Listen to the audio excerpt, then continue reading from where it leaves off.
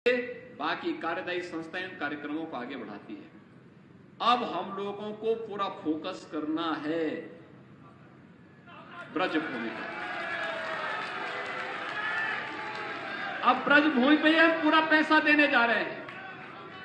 84 कोसी की बात हो रही थी, परिक्रमा की बात हो रही थी, गोवर्धन परिक्रमा हो, बरसाना की हो, यहां की जितने भी होंगे इन सबको भी हम यहां की भावनाओं के अनुरूप ही आगे बढ़ाने का कार्य कर रहे हैं। या यमुना मैया की शुद्धि के कार्यक्रम को आगे बढ़ाने, या यहां के कुंडों के बारे में, या यहां पे गौ माता की सेवा और उसके संरक्षण के लिए, ये सभी कार्यक्रम युद्ध स्तर पर आगे बढ़ने वाले हैं और बढ़ने वाले हैं।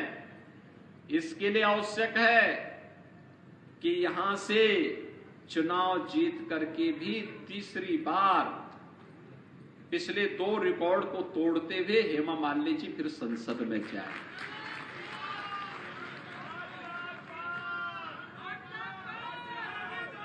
और यहां का संदेश देखो, अयोध्या, मथुरा और काशी में सबसे पहले चुनाव मथुरा में हो रहा है,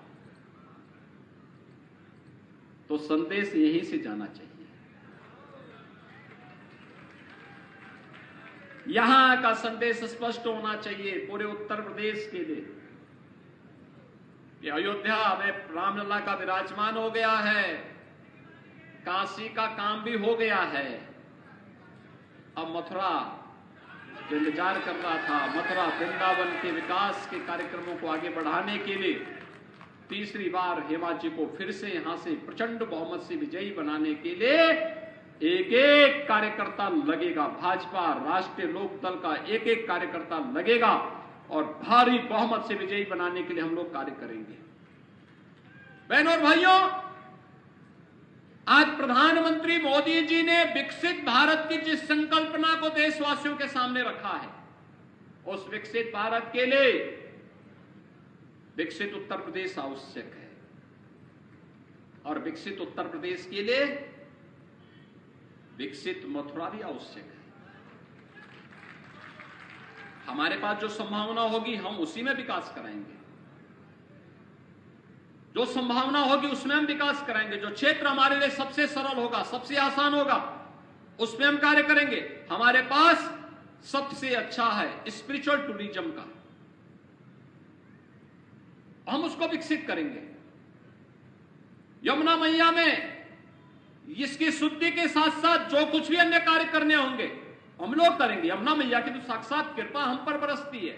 आपने पिछली बार वैष्णो कुंभ को देखा होगा, कितना शानदार तरीके से हुआ था। कुंभ का आयोजन से लेकर के कार्यक्रम के समारोह तक, पूर्णाहुति तक कोई विघ्न बाधा नहीं। और जैसे कुंभ की पूर्णाहुति होती है, उसके बाद पूरे देश के अंदर कोरोना महामारी की चपेट में कैसे देश आया था, उस समय कितना वो लग रहा था हम लोग। आप सोचो, अगर यहां पे कुंभ के दौरान होता क्या स्थिति होती। लेकिन हम सब सौभाग्यशाली हैं कि यमुना मैया की कृपा थी, राधे रानी की कृपा थी, कृष्ण कन्हैया की कृपा थी कि ये सारे कार्यक्रम हमारे सकुशल संपन्न हुए और हम इन सभी कार्यक्रमों को आगे बढ़ा पाए। और इसीलिए यहां के विकास के लिए कहा जाता है कि जितना कुछ कर लें वह कम होगा। और यहां की पहचान को इसलिए हमने कभी रंगोत्सव के रूप में, कभी कृष्णोत्सव के रूप में इन कार्यक्रमों को आगे बढ़ाने का काम किया। आज यहां अच्छे ऑडिटोरियम बन रहे हैं, अच्छा बस स्टैंड बना है, एयर ओपन थिएटर बन रहे हैं। आज यहां पे परिक्रमा के मार्गों के पुनरुद्धार की बात होती है। आज यहां पर यहां के काशी विश्वनाथ धाम की तर्ज पर यहां पे मंदिरों के पुनरुद्धार के कार्यक्रमों को भी आगे बढ़ाने की चर्चा होती है। नमामि गंगे परियोजना के तर्ज पर यमुना मैया को भी शुद्धिकरण से जोड़ने के कार्यक्रम को आगे बढ़ाने की चर्चा होती है।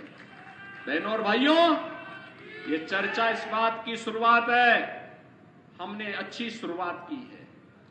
ये चर्चा इस बात को बताता है हमारी शुरुआत अच्छी हुई है तो इसका रिजल्ट भी अच्छा आने वाला है और अच्छे परिणाम के लिए अच्छी सरकार आवश्यक है, अच्छे प्रतिनिधि आवश्यक है, रुचि लेने वाले प्रतिनिधि आवश्यक